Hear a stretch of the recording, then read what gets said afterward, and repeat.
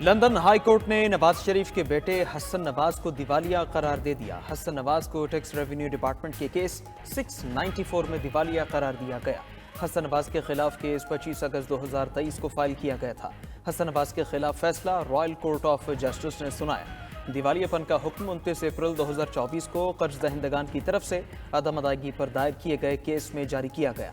فیصلے کے بعد اب HMRC ٹیکس کی رقم ڈیمانڈ نہیں کر سکے گا۔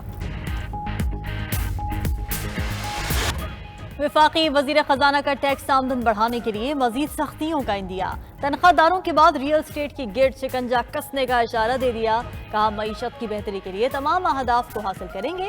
تمام شعبوں میں اصلاحات جاری رکھنے کا دو ٹوک پیغام بھی دے دیا۔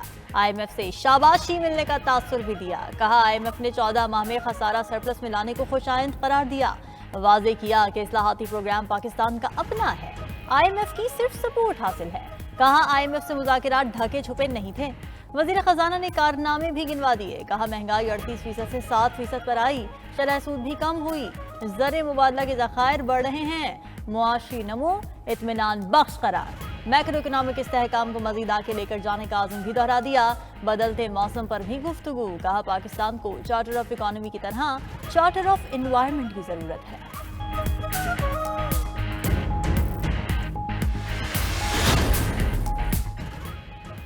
PTI کا 24 نومبر کو احتجاج کی تیاریوں پر پشاور میں مشاورتی اجلاس۔ بشرا بی بی نے بانی کی رہائی کے لیے کال کو فائنل قرار دے دیا۔ کہا ہر ورکر کو نکلنا ہوگا، منزل ڈی چوک ہوگی۔ وزیر اعلیٰ خیبر پختونخوا نے پنجاب کے ورکرز کو گرفتاریوں سے بچنے کی ہدایت بھی کر دی۔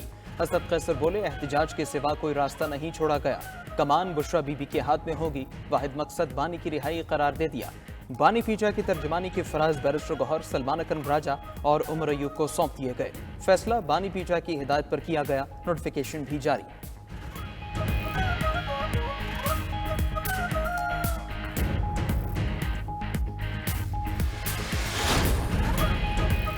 وزیر دفاع خواجہ آصف کا بانی PTI اور بشرا بی بی کو احتجاج میں بچوں سمیت شرکت کا چیلنج۔ کہا بانی PTI کو مذاکرات کی پیشکش کی، لیکن وہ صرف اسٹیبلشمنٹ سے بات کرنا چاہتے ہیں۔ رانا ثناء اللہ نے بھی PTI کے احتجاج کی کال کو پاؤں پر کلہاڑی مارنے کے مترادف قرار دے دیا۔ کہا نقصان خود PTI کو ہوگا۔ بانی PTI کو مذاکرات کی پیشکش کی تصدیق بھی کر دی، ساتھ ہی یہ طنز بھی کیا کہ کیا بانی PTI کی سیاست میں ڈائیلاگ ہے ہی نہیں۔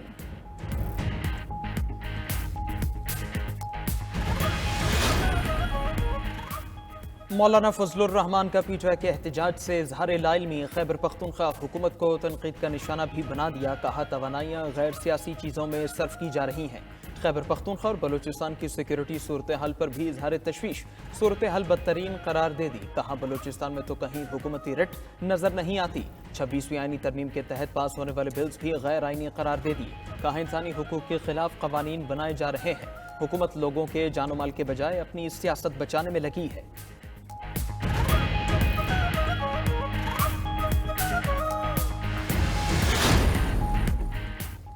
فارم 47 کا وزیر اعظم شرعی ہے یا غیر شرعی؟ امیر جماعت اسلامی کا اسلامی نظریاتی کونسل سے سوال۔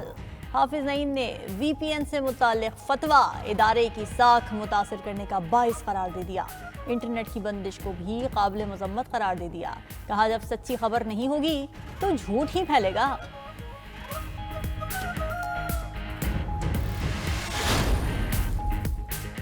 الیکشن ٹریبیونلز کی کارکردگی سست، فافن نے 10 اکتوبر سے 15 نومبر تک کی کارکردگی پر رپورٹ جاری کر دی۔ بلوچستان کے 3 ٹریبیونلز نے 51 میں سے 30 نتائج کے تنازعات کو نمٹایا۔ خیبر پختونخوا کے 6 ٹریبیونلز 42 میں سے صرف 8 درخواستوں پر فیصلہ کر سکے۔ سندھ کے 5 ٹریبیونلز نے 83 میں سے صرف 12 درخواستوں کو نمٹایا۔ پنجاب کے ٹریبیونلز نے 155 درخواستوں میں سے صرف 10 پر ہی فیصلہ کیا۔ فافن رپورٹ میں نتائج کے تنازعات کے فیصلوں میں سست روی کی نشاندہی۔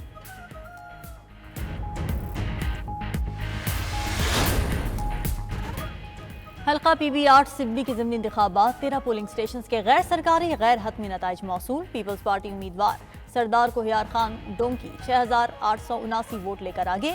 آزاد امیدوار میر اصغر خان مری 1592 ووٹ لے کر دوسرے نمبر پر۔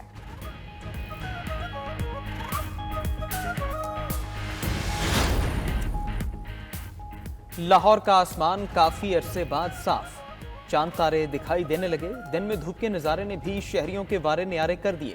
स्मॉग से जान छूटी तो शहरियों ने भी सुख का सांस लिया। हुकूमती इक़दामात मजीद सख्त, स्कूल्स, मार्केट्स और पार्क समेत तफरीही मकामात पर पाबंदियों में तोसी कर दी। हायर सेकेंडरी तक तालीमी इदारे 24 नवंबर तक बंद रहेंगे। मार्केट्स भी मजीद एक हफ्ता अहकामात की पाबंद। महकमा तहफ़्फ़ुज़ माहौलियात ने तोसी का नोटिफिकेशन जारी कर दिया।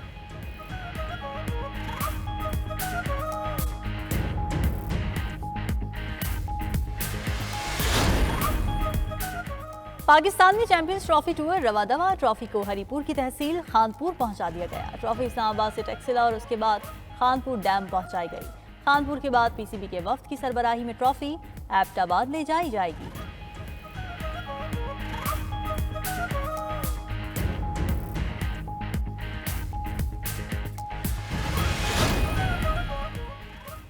जनूबी पंजाब की खवातीन के लिए बड़ी खुशखबरी। वज़ीर आला पंजाब मरीम नवाज ने 2 अरब रुपए के पैकेज का ऐलान कर दिया। धी रानी प्रोग्राम के तहत मुस्तहिक खवातीन में गाय भैंसें तकसीम की जाएंगी। वज़ीर आला पंजाब मरीम नवाज ने खवातीन की माली खुद मुख्तारी तरजीह करार दे दी। कहा, दही खवातीन को लाइफ स्टॉक प्रोजेक्ट से रोजगार मिलेगा।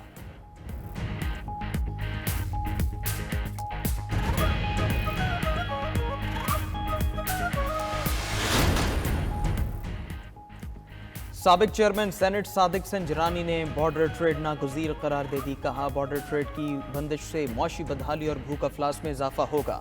बलोचिस्तान और खैबर पख्तूनख्वा में सरहदी मकीनों का वाहिद जरिया मौश बॉर्डर ट्रेड है। रेगुलेशन का जदीद निज़ाम मुतारफ कराना होगा। वाज़ेह किया कि अवाम के जरिए मौश पर कतगन लगाने से नौजवान बदजन होंगे।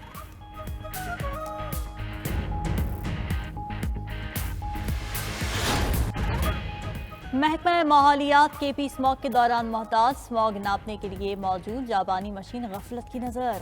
92 न्यूज़ का प्रोग्राम खबर क्या है सारी खबर सामने ले आया। पंजाब रेवेन्यू अथॉरिटी में गफलतों के बायस अरबों रुपए का नुकसान। मुल्तान के सरकारी अस्पतालों में डेली वेजेस का गोरख धंधा भी बेनकाब।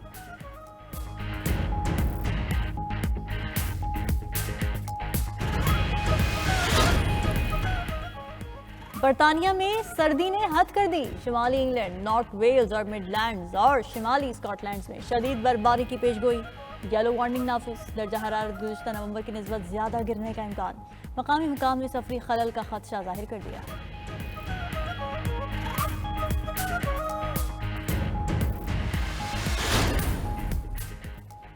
कांगो में तांबे की कानकुनी के दौरान पहाड़ खिसक गया। तोदा गिरने से बड़ी तादाद में तांबा जमीन पर आन गिरा। इतना तांबा मिलने पर मजदूर खुशी से निहाल हो गए।